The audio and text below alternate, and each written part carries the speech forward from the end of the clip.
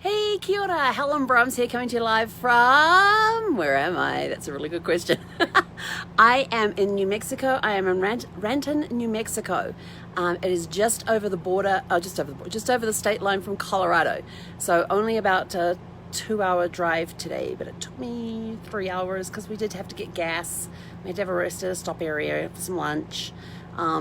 But more about that in a moment. How did your Winning Wednesday go? Remember, Winning Wednesday was all about being a champion and saying, I am a champion. And if you remember, I talked about Carrie Underwood's song, The Champion, which is one of my get up and go motivational songs that I have, along with Alicia Keys' Girl on Fire and Roar by Katy Perry. 3 amazing songs, great lyrics, and just great rhythm to them. And if you remember from this morning, I got to go through this again because I think it is so cool what champion stands for. C, and this is from the song The Champion by Carrie Underwood. The C is for courage I possess through the drama. H is for the hurt, but it's all for the honor. A is for my attitude, working through the patience. M, money comes and goes, so the M is for motivation. Got to stay consistent, so the P is for persevere. The I is for integrity, innovative career. The O is optimistic, open and never shut. And the N is necessary because I'm never giving up. I think that is just such a cool way to look at champion. It's a fantastic song. It starts off with, I am invincible, I'm unbreakable, unstoppable, unshakable. So how are you feeling today? Are you feeling invincible, unbreakable, unstoppable, unshakable? Do they knock you down and do you get back up again? That's what it's all about, being a champion. So remember, I am a champion. I want everybody to roar it out loud. I am a champion. And remember that. And go look up the lyrics for The Champion by Carrie Underwood because they are such amazing, amazing lyrics. They were used for the NFL season, and they were also used for the Winter Olympics, the last Winter Olympics that we had, as one of the theme songs for it. So it's a great, great song. Great words, great get up and go type thing. So where am I? I'm in Raton in New Mexico, at this great place up on top of a hill. I will turn this around in a moment. I'm actually backed into a site, so there is a steep cliff drop behind me, so I had to be very careful about how far I backed up. But this is the place that on their website they said we get winds up here. They're great for flying flags, but please don't make your awning one of the flags. In other words, don't put your awning out, which we've done. Zeffie is exhausted. She had a great playtime this morning with Gemini before Barb had to leave for her thing. So they were out there probably about, an hour, I suppose, running around and chasing. And Zeffie did outrun, well, kept well ahead of Gemini, put it that way. She kept well ahead of Gemini when she put her speed on. But Gemini's also 6 years old too, and she's pretty fast. I mean, she's pretty fast, but Zephyr's a little faster. So I'm going to show you. Let's see if we can get this out the window here because it's too windy to go outside because you'll get a lot of microphone noise. But this is the campground up here, looking out our front window. That's the bathhouse. It's all closed, so you've got to be fully self-contained to park here. Sites are a little on the close together side. I don't know if you can see, but through the trees right there is actually a flag flying, and that flag's on the roof of the cafe downstairs. The cafe is also closed. And of course, one of the workers here at the camp brought by the paperwork, and you turn over the paperwork and it said, what do I do with the paperwork? Of course, by this stage I'd already been out, hooked everything up. I mean, the guy came and gave me the stuff while I was hooking up. And it says, New Mexico face mask order in place when arriving and hooking up. Wear a face mask. When you leave your campsite, wear a face mask. And I'm like, oh crap. Because those of you who don't know me, I don't do very well with masks. I go into panic attacks. But I wasn't the only one out there setting up without a mask on, so I didn't feel so bad. And the worker, when he came to drop the paperwork off, didn't mention anything about it. So we're here, we're set up. It's hot. It's 92 degrees inside the RV, and I've got the AC, got both ACs flowing. It's been probably about a month and a half since we've had both been able to have the power, because we require 50 amps to run both ACs, and I've been working on 30 amps, so I can only run one AC unit at a time without blowing breakers.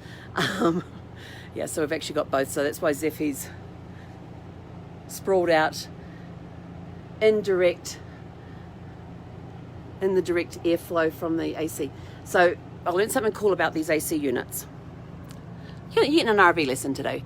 I just decided to do this. See these vents on the side of the RV unit? This is for instant cooling. On both of them, they both have them. These vents here, once you got the instant cool going, then you can go and open them, but they recommend that when you first get hooked up and you're wanting the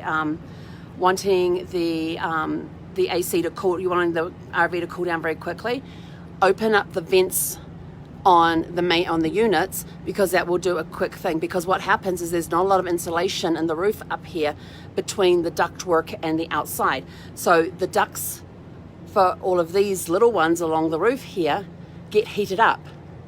Oops, that one's not closed. Let's just close those ones. I thought I'd close them all. They get heated up, so they're just pushing, so you've got cold air trying to come through heated ducts. So what you do is that you close off all the little ducts and you open just the big ones on the AC unit and do the instant cool down. Once you're down near your temperature, then you can go and open up the little vents that you want opened, and then you can eventually close the ones on the main AC unit. So that's how you quickly cool down an RV. Unless it is colder outside and there's a nice breeze blowing, then you just open up all the windows and the doors, leave the screens closed, and let the cross breeze do the work. And you also engage your ceiling fans. I've got two, one here and one in the bathroom. The one in the bathroom goes 24/7. This one goes when it gets too hot in here, although I have it open but not on right now, because what it's doing is it's helping push the hot air out while the AC units are pushing the cold air down. So yeah, so it's meant to get down into the 50s tonight, I think. Yes, if it gets into the 50s, I will be so happy. I love the cold temperatures. I've been struggling with the heating the last few weeks. It's been hot. Oh, and I almost forgot. Yes, Mother Nature decided to leave me a little present today, a little welcome gift.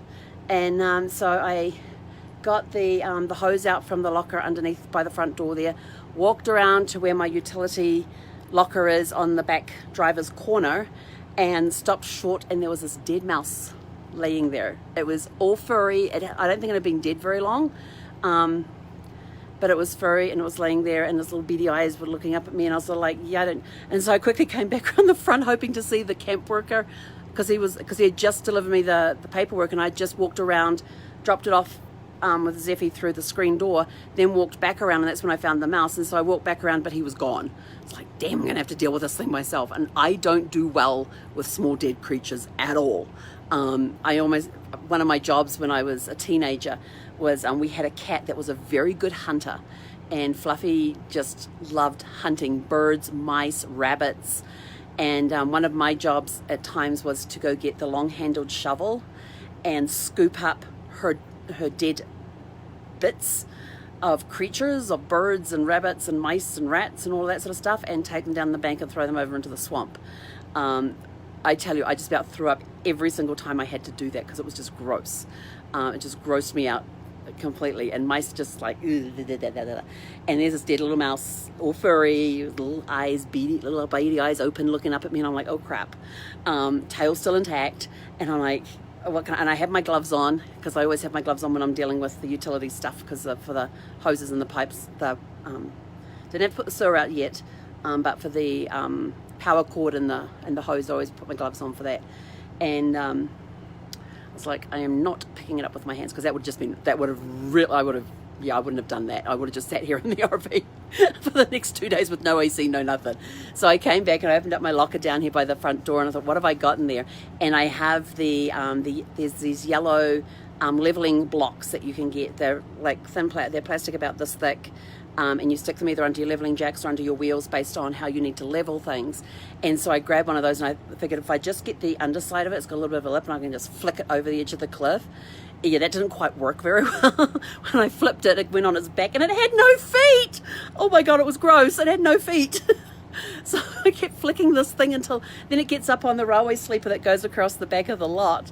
And I was like, oh, I can't leave it there, because if Zeffy finds it, she'll want to eat it. So I did another flick with the yellow thing and send it off down the hill, but it didn't go very far. So I'll just have to watch Zeffy if I have her out near the back there, that she doesn't go down the hill and find it.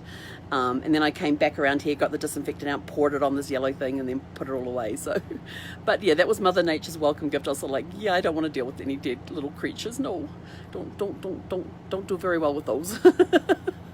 So that was my welcome gift. So yeah, so it's been an adventurous day. We got gas, we stopped at a rest area. Yeah, Zeffie had her playtime this morning. I had my my media mastery thing, and as soon as that was over, we finished. Basically, everything was already packed. We just had to pull in the power, put Zeffie's bowl into the shower. What else did we have to do? Unplug the power, put the thing on, bring up the leveling jacks, and put the sleeper slide in. And that was it, and then we're ready to hit the road. So we actually got on the road at 1:05. We got here at 4:05, which wasn't bad considering the fact that we had a 20-minute. We had to stop for gas and have a rest at a rest area because I forgot to have lunch before we left. So then I realised I hadn't eaten breakfast either. So it was a brunch stop.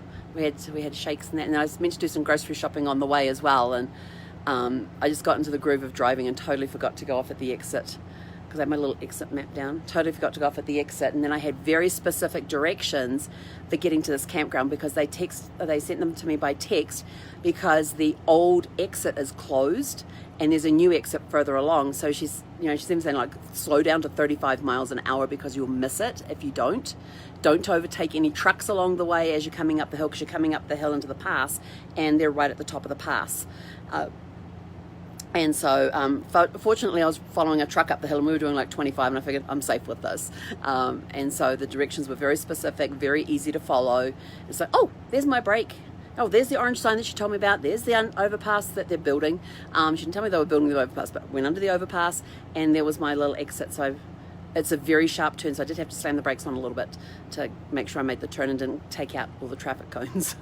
That would have been fun. But got here safely and got all set up, mousing down the hill. Thank goodness. That was my win for today, dealing with a dead mouse.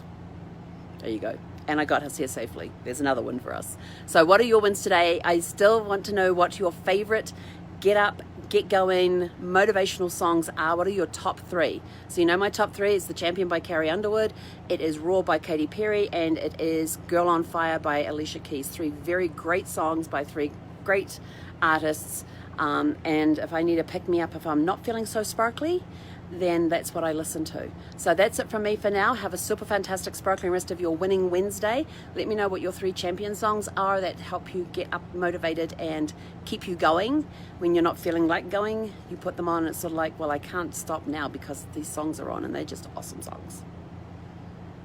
Yeah. So have a super fantastic sparkling winning Wednesday evening, and we will catch you guys tomorrow. Hey, Conera.